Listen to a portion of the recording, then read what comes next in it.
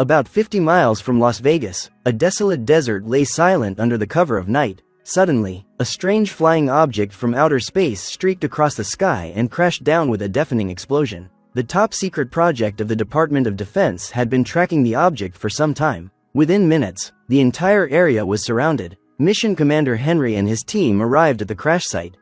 When they reached the scene, what they saw left them speechless. Before them was a disc-shaped alien spacecraft. While everyone was still inspecting the craft in awe, a shadowy figure was watching them from behind the bushes. Suddenly, Henry noticed the movement, and the mysterious figure bolted away. Realizing this was no ordinary incident, Henry immediately ordered his team to expand the perimeter and ensure that nothing could get in or out.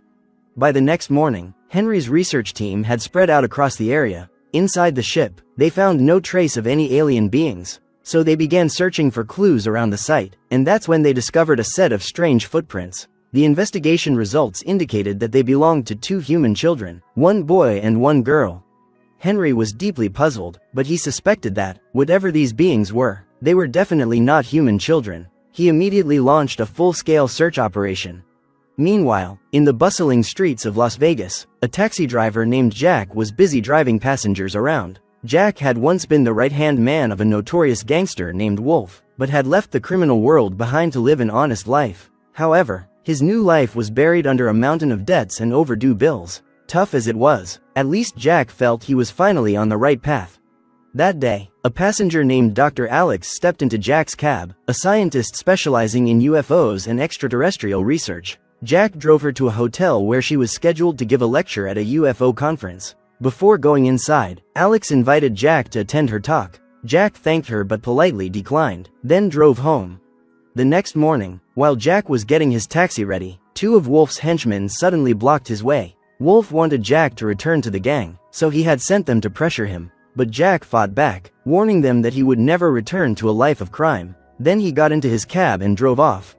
At that very moment, Jack was startled to see two children sitting quietly in the backseat. "When did you kids get in here?" he asked in surprise. The boy replied calmly, "From the space gate." Jack thought it was just a joke. The boy then looked at Jack's ID badge and said, "We need to get to a special place. Can you take us there?" As he spoke, Seth handed Jack a thick wad of cash. Without asking further questions, Jack started the engine and drove them away. Meanwhile, Henry's team continued their pursuit. Surveillance footage revealed that two children had escaped the crash site and boarded a bus. It was Seth and Sarah, meaning they were the extraterrestrials. Tracking their movements, the team discovered that the two had appeared in Las Vegas, where they withdrew $15,000 from an ATM without a card or even touching the machine. The last footage showed them getting into a taxi, Jack's taxi. Henry and his men immediately set out to find him. Back in the desert, Jack still believed they were just two lost kids, so he kept following their directions. He drove for hours into the wilderness, yet the destination remained nowhere in sight. Frustrated, he thought about how worried their parents must be and decided to keep going. Suddenly, Sarah shouted, "Drive faster, someone's following us." Jack glanced at the rearview mirror but saw nothing. "Kid, it's broad daylight, don't start imagining things. There's no one behind us." But when he looked again, Jack froze. Three black vehicles were speeding toward them at full throttle. One car sped ahead, and another rammed into the back of Jack's taxi. Inside that vehicle were Henry and his team, who were trying to capture Seth and Sarah, but Jack thought it was Wolf's men coming after him. Panicking, he slammed the accelerator, the taxi shooting forward like a rocket. Henry's team stayed close behind, trying to force him off the road. Jack fought back desperately, managing to flip two of their cars, but Henry's vehicle kept pursuing. Jack kept his eyes fixed on the road, focused on one thing only: protecting the two kids. Just as Jack looked away for a second, Seth phased through the car and appeared right in the middle of the road. Henry's vehicle came speeding straight toward him, but when it hit, Seth didn't even flinch. His body was harder than stone, completely unharmed, while Henry's car was crushed to pieces. At that moment, Sarah revealed her own extraordinary power. Without touching a thing, she used telekinesis to slam the brakes on Jack's car, making Jack think he had done it himself. Sarah possessed telepathic and telekinetic abilities. She could move objects with her mind and even read people's thoughts. Before Jack could turn around, Seth had already reappeared inside the taxi. Jack, still unaware of what had truly happened, floored the gas pedal again, believing he was fleeing from Wolf's men. He kept apologizing to the children, saying he was sorry for dragging them into danger, not realizing the truth was the complete opposite. Eventually, Seth and Sarah reached their destination. They stopped in front of an old, abandoned house that looked as if it had been sealed for centuries. Jack found it odd, but decided to just do his job. Checking the meter, he said, "All right, kids, that'll be $750. But since I gave you a rough ride, I'll knock off 25%. Seth immediately handed Jack the entire $15,000 and walked with Sarah into the house. Jack was stunned. It felt like winning the lottery, but his conscience wouldn't let him keep the money. Thinking the kids had made a mistake and their parents would be furious, he decided to return it. Just as he was about to enter, loud crashing sounds came from inside. Jack froze, then crept in cautiously. He saw Seth and Sarah hiding behind a chair, and a menacing armored creature prowling the room, searching for them. When the children saw Jack, they looked terrified. "Why did you come in here?" Seth whispered. "We don't want you to get hurt because of us. You need to leave now."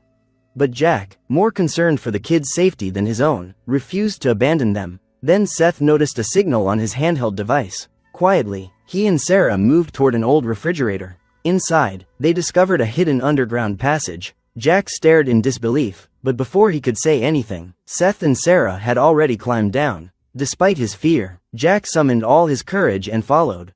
After descending a short way, Jack found himself in a breathtaking underground world. It was like stepping into another realm. Lush green vegetation surrounded them, and at the center hung a strange, glowing tree suspended from the ceiling, pulsing with energy as if alive, feeding light to the other plants. Seeing it, Seth and Sarah cheered with joy. They had found what they were looking for.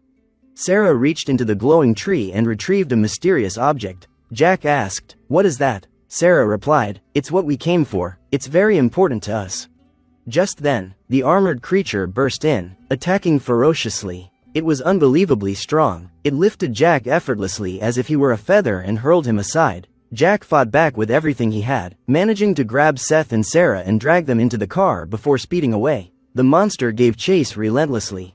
Jack drove into a railway tunnel, hoping to lose it, but the creature pursued them in its spacecraft, roaring down the tunnel. As if things couldn't get worse, a speeding train was coming straight toward them from the opposite direction. Jack's heart pounded. The taxi wasn't fast enough to escape. Just in time, Sarah used her powers to accelerate the car beyond its limits. Moments before the collision, Jack swerved out of the tunnel. The train crashed head-on into the creature's ship, exploding in a massive blast that buried it deep underground. Jack had gotten Seth and Sarah out safely, but now his mind was spinning. Furious and confused, he turned to them and demanded, "Who the hell are you kids? And what was that black creature? Why is it trying to kill you?" Sarah calmly explained, "He's Siphon, a genetically engineered assassin created for one purpose, to eliminate his enemies. And right now, we're his enemies." Jack frowned. "Why would he hate you kids so much?" Sarah replied, "He wants to steal the artifact we came here to retrieve. The truth is, we're not from Earth, we're from another planet." Jack laughed in disbelief. "You expect me to believe that? You think I'm some kind of fool?" Before he could finish, every object inside the car suddenly lifted into the air, floating weightlessly. Jack stared in shock. Sarah said, "I can control matters with my mind. On our planet, everyone can. Our world is very much like Earth, and we look just like humans. The only difference is that we use 100% of our brain's capacity. We've evolved that way, and it's given us special abilities." Jack was speechless, still trying to process what he just witnessed. Sarah continued, "We came here to recover something that belongs to us. If we don't retrieve our ship and return to our planet, your world will be in grave danger. So please, help us, no matter what it takes." Jack sat in silence, torn and overwhelmed. Then, in the middle of the confusion, one name flashed in his mind, Dr. Alex, the scientist he had given a ride to earlier, the one speaking at the UFO conference that day. Without hesitation, Jack decided to take Seth and Sarah to her.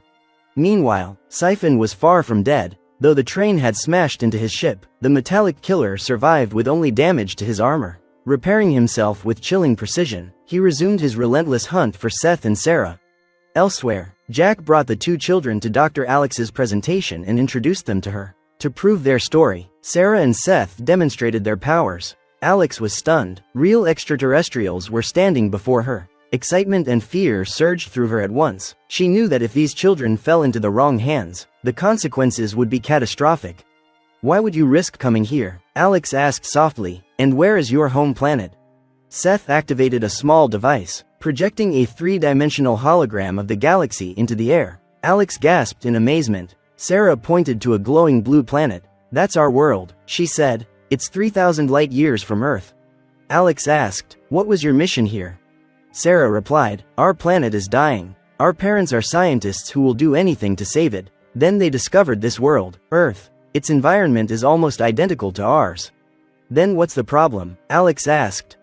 Sarah's voice grew grave. "The problem is our military. They no longer believe in science. To them, conquering Earth is easier than saving our own world." She turned to Jack and Alex, her eyes filled with urgency. "We must reach our ship immediately."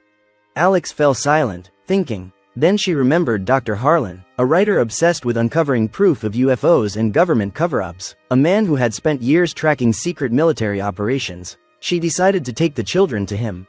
When Harlan heard their story, he instantly grasped the danger. "The ship you're looking for is massive," he said. "There's only one place it could be, a top-secret government facility known as Witch Mountain." He paused, lowering his voice. "But the security there is tighter than anywhere on Earth. Not even a bird could get in or out. Infiltration is impossible." Jack and Alex exchanged a look. Impossible or not, this was about saving the world. They agreed to take the risk and get the children there. But danger struck from all sides. Siphon, Henry's team, and even Wolf's gang all converged on them at once, each group determined to capture Seth and Sarah. Jack once again fought off Wolf's thugs. Sarah unleashed her powers to overpower Siphon, but Henry's forces kept pursuing relentlessly. Still, the four managed to deceive them and escape using Harlan's old truck. After a long, grueling journey, they finally reached Witch Mountain. Before them loomed a towering peak topped with a cutting-edge government facility. The security was so tight that breaking in seemed utterly impossible. Jack didn't realize they had already been detected. Surveillance cameras were tracking their every move. In seconds, Sarah and Seth were hit with tranquilizer devices that clamped onto their necks, rendering them unconscious. Moments later, armed soldiers swarmed in, capturing Jack and Alex. And then, from the shadows, Henry stepped forward. He said to Jack, "Be grateful we haven't shot you yet. Now take your friend and get out of here." Alex knew exactly what the facility was planning, to dissect Sarah and Seth to study their powers. She tried to persuade Henry, "Let those kids go with their ship." But Henry snarled, "They're aliens who entered US soil without permission." Jack suddenly stepped in, and Alex was stunned by his words. She fell silent, angry and disappointed. Two soldiers escorted Jack and Alex away from the area. But the moment he saw an opening, Jack suddenly attacked the guards and stole their vehicle. It turned out to be his plan all along to distract Henry because Jack would never let Sarah and Seth die. When Alex realized that, she let out a sigh of relief. Jack and Alex secretly entered the facility through a waste exhaust tunnel. Once inside, they were horrified by the sight of Henry in the lab, preparing to dissect Seth and Sarah to uncover their powers. The lab was surrounded by heavily armed guards. There seemed to be no way to save the children. Just then, a massive explosion shook the entire complex. Alarms blared, and security forces scrambled in panic. The assassin Siphon had tracked Sarah and Seth all the way here, eliminating everyone in his path. No wall, no door could stop him. Amid the chaos, Jack and Alex stormed into the lab, knocked out the doctors, and freed Seth and Sarah. The children were overwhelmed with joy upon seeing them. The four of them fled until they reached a vast chamber, where Sarah and Seth's advanced spaceship lay waiting. But the area was crowded with scientists examining the craft. Approaching it was nearly impossible. Meanwhile, Henry had learned of their escape and was leading his troops toward the ship. Alex suddenly had an idea. She grabbed a white lab coat, ran toward the scientists, and shouted, "Toxic gas leak, Henry's orders, evacuate immediately." The scientists panicked and scattered, clearing the way to the ship. Seth and Sarah quickly activated the ship's systems. But just as they were about to board, Henry and his men surrounded them. With no way out, Jack stepped forward and pleaded, "Let them go, they're just children." But Henry, blinded by rage, ignored him and ordered his men to fire. Bullets rained down, yet in an instant, Sarah and Seth used their powers to freeze every bullet midair. None reached them. Jack and Alex barely had time to breathe when suddenly, an explosion erupted behind them. The wall burst open. Siphon had smashed his way in. Henry still believed Siphon was working with the children, so he ordered his men to fire at him. In the chaos, Jack, Alex, Seth, and Sarah rushed aboard the ship. Seth and Sarah powered it up and blasted Siphon out of the way. Finally, they escaped the facility. Henry could only watch in bitter defeat. Inside the ship, relief and joy filled the air. They had survived. But then the ship began to shake violently. Seth realized the airlock was jammed. Something was stuck. Jack approached the airlock and found it sealed tight. Suddenly, from behind, something grabbed him and threw him across the room. It was Siphon. He had latched onto the ship and forced his way inside. Siphon brutally attacked Jack, who was helpless against the creature's inhuman strength. The ship tilted dangerously. Seth shouted for Alex and Sarah to stabilize the vessel while he rushed toward the fight. Jack managed to rip off Siphon's mask, revealing his grotesque face. Siphon wasn't human. He was a bioweapon created for one purpose: to destroy.